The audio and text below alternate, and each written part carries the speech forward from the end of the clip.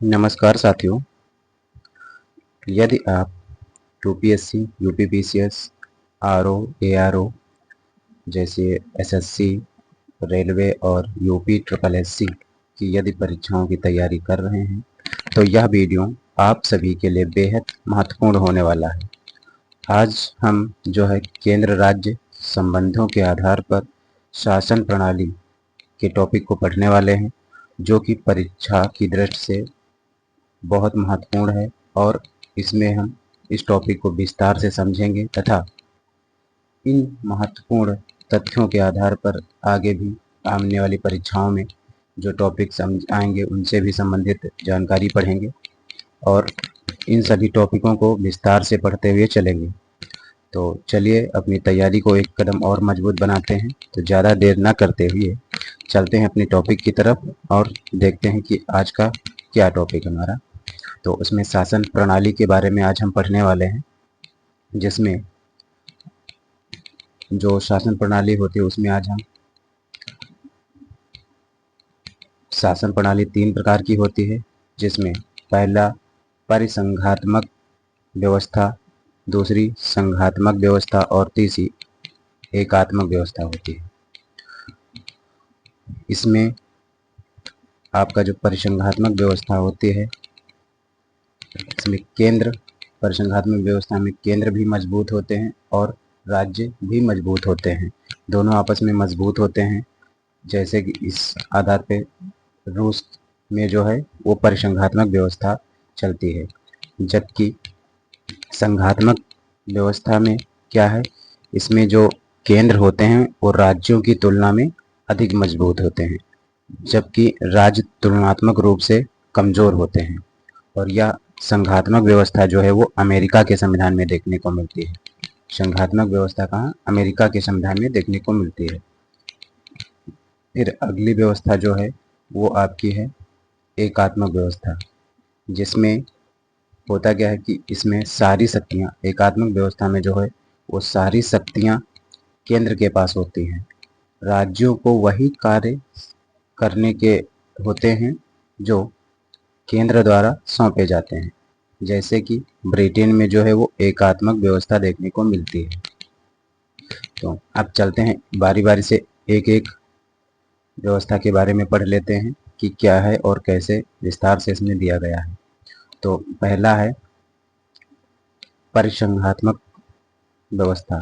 यह क्या होती है? परिसंघात्मक व्यवस्था में सभी छोटी छोटी इकाइयाँ मिलकर एक संघ का निर्माण करती हैं तथा प्रांत कभी भी संघ से अलग हो सकते हैं। अतः यह जो है परिसंघात्मक व्यवस्था में क्या होता है, परिसंघात्मक व्यवस्था जो होती है वो अविनाशी राज्यों का विनाशी संघ होता है।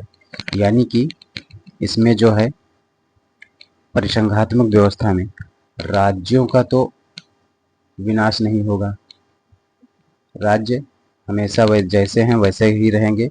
इनका कोई ना तो इनमें कोई परिवर्तन किया जा सकता है, ना इनके नाम में ना ही इनकी सीमा में कोई बदलाव नहीं किया जा सकता, इन्हें नष्ट नहीं किया जा सकता है राज्यों को। जबकि संघ जो होते हैं, संघ को नष्ट भी किया जा सकता है और इन्हें परिवर्तित भी किया जा सकता है, इनके नाम में परिवर्तन भी किया जा सकता है।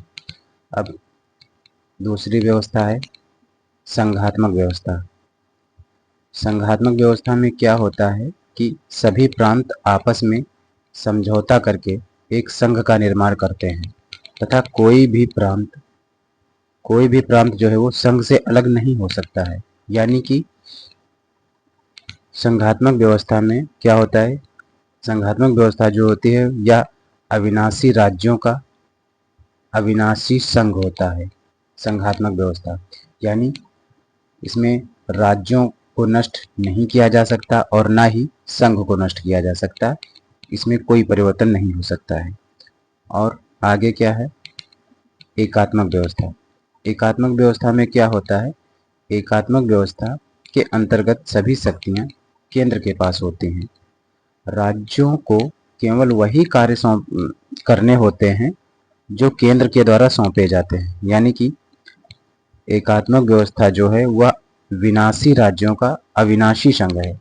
यानी कि एकात्मक व्यवस्था में जो है वो राज्यों का तो विनाश हो सकता है, इन्हें तो नष्ट कर सकते हैं, लेकिन संघ को कभी नष्ट नहीं कर सकते हैं।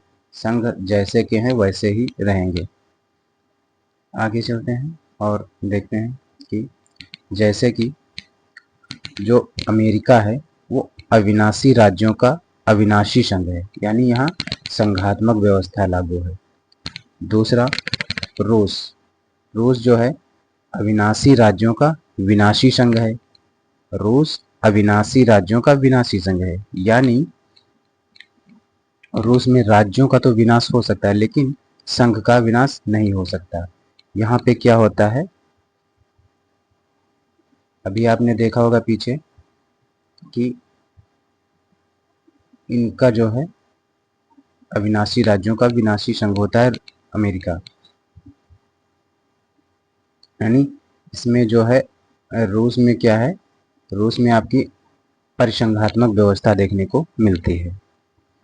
जबकि देखो, जबकि भारत जो है वो विनाशी राज्यों का अविनाशी संघ है, यानी इसमें एकात्मक व्यवस्था काम करती है। भारत में जो है वो एकात्मक व्यवस्था देखने को मिलती है, क्योंकि भारत में क्या है, आर्टिकल 1 के अनुसार भारत को राज्यों का संघ कहा गया है। क्या कहा गया है, भारत जो है वो राज्यों का संघ है, जिसका राज्यों का संघ कहा गया है, जिसका डॉक्टर भीमराव अंबेडकर जी ने दो अर्थ बताया है। यानी जो भारत है वो राज्यों का संघ है, इसका जो अर्थ है वो डॉक्टर भीमराव अंबेडकर ने जो दो तरह से बताया है। पहला क्या है, पहला है कि भारत संघ का निर्माण राज्यों के साथ किसी समझौते का परिणाम नहीं है और न ही कोई राज्य भारत संघ से अपने आप को अलग कर सकता है। जबकि आर्टिकल 3 के अनुसार संसद नए राज्यों का गठन भी कर सकती है, जिसका अर्थ यह हुआ कि केंद्र राज्यों को नष्ट कर सकती है लेकिन राज्य संघ को नष्ट नहीं कर सकते, क्योंकि किसी भी राज्य को संघ से अलग होने का अधिकार नहीं है भारत के संविधान में। इसलिए जो राज्य हैं वो संघ को नष्ट नहीं कर सकते हैं, राज्य जो है वो संघ को नष्ट नहीं कर सकते हैं। आगे देख लेते हैं संघात्मक संविधान जो होता है उसकी विशेषता क्या होती है, उससे देखते हैं। संघात्मक व्यवस्था में होता है कि केंद्र एवं राज्य के मध्य शक्तियों का बंटवारा होता है। संघात्मक संविधान की विशेषता होती है कि इसमें केंद्र एवं राज्य के मध्य शक्तियों का बंटवारा होता है, लिखित संविधान होता है, स्वतंत्र और निष्पक्ष न्यायपालिका होती है, संविधान की सर्वोच्चता देखने को मिलती है संघात्मक संविधान में, और राज्यसभा में समान प्रतिनिधित्व देखने को मिलता है। दोहरी न्यायपालिका और दोहरी नागरिकता भी देखने को मिलती है संघात्मक संविधान में। अवशिष्ट सूची के विषयों पर राज्य को कानून बनाने की शक्ति होती है। अगर ये विशेषताएं जिस देश के संविधान में देखने को मिलेंगी, वहाँ का जो संविधान होगा वहाँ संघात्मक संविधान कार्य कर रहा होगा। एकात्मक शासन प्रणाली की विशेषता क्या होती है, इसमें एकात्मक शासन प्रणाली में जो है वो आपातकाल की व्यवस्था देखने को मिलती है, केंद्र द्वारा राज्य की नियुक्ति देखने को मिलती है, अवशिष्ट सूची के विषयों पर संसद को कानून बनाने की शक्ति होती है, एकल नागरिकता होती है, एकल न्यायपालिका देखने को मिलती है एकात्मक शासन प्रणाली में, और संघ द्वारा राज्यों की गठन की शक्ति होती है। अखिल भारतीय सेवाओं का सृजन देखने को मिलता है एकात्मक शासन प्रणाली में, और साथ ही कुछ विशिष्ट परिस्थितियों में राज्य सूची के विषयों पर संसद को कानून बनाने की शक्ति होती है। हम आगे चलते हैं और अगला हमारा टॉपिक जो है वो अगला टॉपिक है भारतीय संविधान के भीतर संघात्मक विशेषताएं क्या हैं। संघात्मक व्यवस्था में क्या होता है, इसमें लिखित संविधान होता है संघात्मक व्यवस्था में। केंद्र एवं राज्य के मध्य शक्तियों का बंटवारा होता है। स्वतंत्र और निष्पक्ष न्यायपालिका होती है। विधि की सर्वोच्चता देखने को मिलती है। ये सभी संघात्मक संविधान की विशेषताएं होती हैं, जिनमें लिखित संविधान हो गया, केंद्र एवं राज्य के मध्य शक्तियों का बंटवारा हो गया, स्वतंत्र और निष्पक्ष न्यायपालिका हो गई, विधि की सर्वोच्चता हो गई। ये सब संघात्मक संविधान में देखने को मिलती हैं। अब हमारा अगला टॉपिक है,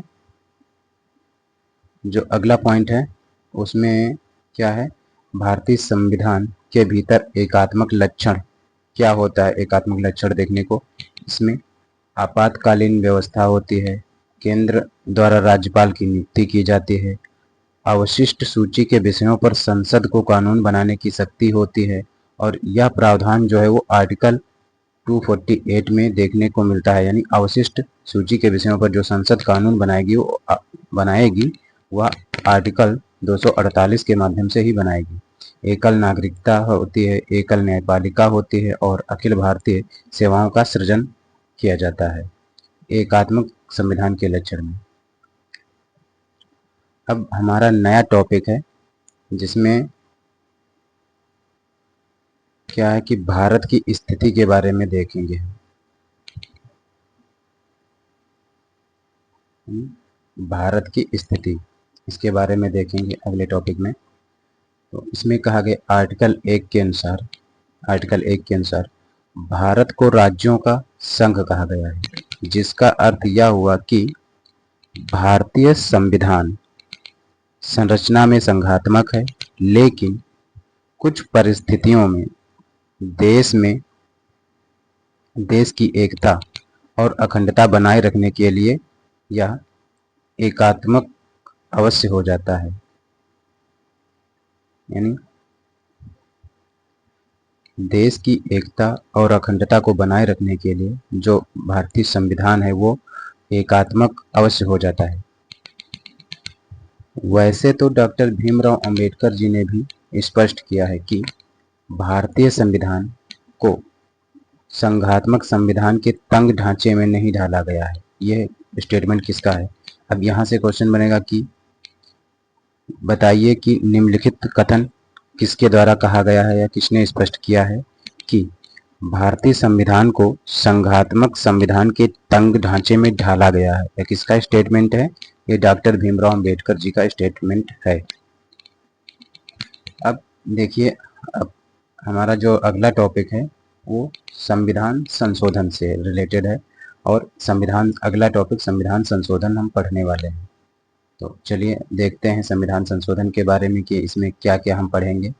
तो संविधान संशोधन में कौन कौन से टॉपिक पढ़ने हैं, उसमें संविधान संशोधन क्या है, संविधान संशोधन का संवैधानिक प्रावधान क्या है, संविधान संशोधन की प्रक्रिया क्या होती है, संविधान संशोधन के क्या प्रकार हैं, कितने प्रकार के संविधान संशोधन होते हैं, साधारण बहुमत से होने वाले संशोधन कौन से हैं, और विशेष बहुमत से होने वाले संशोधन कौन से हैं, तथा विशेष बहुमत प्लस आधे राज्यों की सहमति से होने वाले कौन कौन से संशोधन हैं जो कि संविधान में होते हैं। तो चलिए देखते हैं एक एक को। अब सबसे पहले क्या है कि संविधान क्या है। अब लोग पढ़ते तो हैं लेकिन जानते नहीं कि संविधान क्या होता है और किसे कहते हैं। तो इसमें देखते हैं संविधान में किया गया यानी संविधान संशोधन क्या है। तो इसमें संविधान में किया गया किसी भी प्रकार का परिवर्तन संविधान संशोधन कहलाता है। यानी संविधान में यदि कोई भी परिवर्तन होगा तो उसे संविधान संशोधन कहा जाएगा। अब ये तो एक बात होगी कि संविधान संशोधन क्या होता है। अब संविधान संशोधन का जो संवैधानिक प्रावधान है, यानी संविधान संशोधन कहाँ देखने को मिलता है संविधान में। तो संविधान संशोधन का जो प्रावधान है वो संविधान के भाग 20 में किया गया है, और इसे भाग 20 के आर्टिकल 368 में संविधान संशोधन का प्रावधान किया गया है। भाग 20 आर्टिकल 368 में संविधान संशोधन का प्रावधान किया गया है। क्वेश्चन ऐसे पूछेगा कि जो है संविधान संशोधन संविधान के किस भाग में है, तो वो भाग कौन सा हो जाएगा, भाग 20 हो जाएगा। और वन लाइनर में भी पूछ सकता है कि संविधान संशोधन का प्रावधान जो है वो किस आर्टिकल में किया गया है, वो आपका 368 में किया गया है। अब अगला क्वेश्चन क्या हो सकता है कि संविधान संशोधन का जो प्रावधान है वो कहाँ से लिया गया है, वो आपका अमेरिका के संविधान से लिया गया है। और फिर पूछेगा कि संविधान संशोधन की शक्ति भारत के संविधान में किसके पास है, तो वो संसद के पास है। संविधान संशोधन की शक्ति किसके पास है, वो आपके संसद के पास है जो संविधान संशोधन कर सकती है। उसके बाद संविधान संशोधन के प्रकार देखेंगे कि संविधान संशोधन जो है वो कितने प्रकार का होता है। तो संविधान संशोधन जो है वो आपका 3 प्रकार का होता है। कितने? 3 टाइप्स का होता है। नंबर 1 साधारण बहुमत से होने वाले संशोधन, नंबर 2 विशेष बहुमत से होने वाले संशोधन, और नंबर 3 हो जाएगा विशेष बहुमत प्लस आधे राज्यों की सहमति से होने वाले संशोधन। तो अब चलते हैं आगे और अगला पॉइंट देखते हैं कि उससे पहले एक नोट देख लेते हैं। क्या कहा गया कि संविधान संशोधन की प्रक्रिया का उल्लेख जो है वो संविधान के अनुच्छेद 368 में किया गया है, जिसके तहत केवल 2 प्रकार के संविधान संशोधन का उल्लेख किया गया है। यानी जो अनुच्छेद 368 है उसमें उसके माध्यम से केवल 2 ही प्रकार के संविधान संशोधन हैं। 2 प्रकार के संविधान संशोधन हैं, जिसमें से नंबर 1 विशेष बहुमत से होने वाले संशोधन, नंबर 2 विशेष बहुमत प्लस आधे राज्यों की सहमति से होने वाले संशोधन। अब कहेगा कि आपका प्रश्न ऐसे पूछ सकता है कि निम्नलिखित कथनों पर विचार कीजिए। निम्नलिखित कथनों पर विचार कीजिए, तो उसमें आपको दे देगा पहला पॉइंट कि निम्नलिखित कथनों पर विचार कीजिए।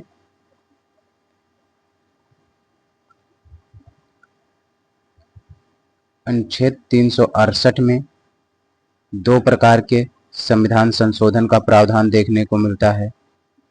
दूसरा पॉइंट बना देगा अनुच्छेद 368 में विशेष बहुमत से होने वाले संशोधन शामिल हैं। और तीसरा पॉइंट बना देगा कि अनुच्छेद 368 में साधारण बहुमत से होने वाले संशोधनों का प्रावधान किया गया है। इस तरह से 3 पॉइंट बना देगा और फिर पूछेगा इनमें से कौन से हैं जो सही हैं। तो आपका जो है साधारण बहुमत वाला जो पॉइंट है वो इसमें शामिल नहीं है। यानी आर्टिकल 368 में जो है, आर्टिकल 368 में जो है वो विशेष बहुमत से संशोधन हो सकता है और विशेष बहुमत प्लस आधे राज्यों की सहमति से संशोधन हो सकता है, लेकिन साधारण बहुमत से होने वाला संशोधन आर्टिकल 368 की प्रक्रिया में शामिल नहीं है। यही आगे बताया गया है, इस पॉइंट में समझाया गया है कि इसका अर्थ यह हुआ कि आर्टिकल 368 की प्रक्रिया के अंतर्गत साधारण बहुमत से होने वाले संशोधनों का उल्लेख नहीं किया गया है, जिससे यह बात स्पष्ट है कि साधारण बहुमत से संविधान में संशोधन तो हो सकता है, लेकिन इसे तकनीकी रूप से संविधान संशोधन नहीं माना जाएगा। संविधान में साधारण बहुमत से संशोधन होगा, सही बात है, लेकिन इसको जो है वो तकनीकी रूप से संविधान संशोधन नहीं माना जाएगा। अब तो आज जो है हम इतना ही देखेंगे यहाँ तक, बाकी आगे जो है नेक्स्ट वीडियो में बात करेंगे। तो उस अगला टॉपिक हमारा अगली वीडियो में जो होगा वो होगा आपका संविधान संशोधन की प्रक्रिया। तो आज के लिए बस इतना ही। अगर आप लोगों को ये वीडियो पसंद आया हो तो वीडियो को लाइक करिएगा, शेयर करिएगा और अपने दोस्तों में भी शेयर करिएगा। और अगर आप लोग इसके पीडीएफ चाहते हैं तो अभी जाके आप हमारे डिस्क्रिप्शन में जाइएगा और वहाँ पे आपको हमारे टेलीग्राम चैनल का लिंक मिल जाएगा, वहाँ से जुड़ जाइएगा और वहाँ पे आपको इसकी जो है पीडीएफ मिल जाएगी। तो आज के लिए बस इतना ही। धन्यवाद। मिलते हैं नेक्स्ट वीडियो में।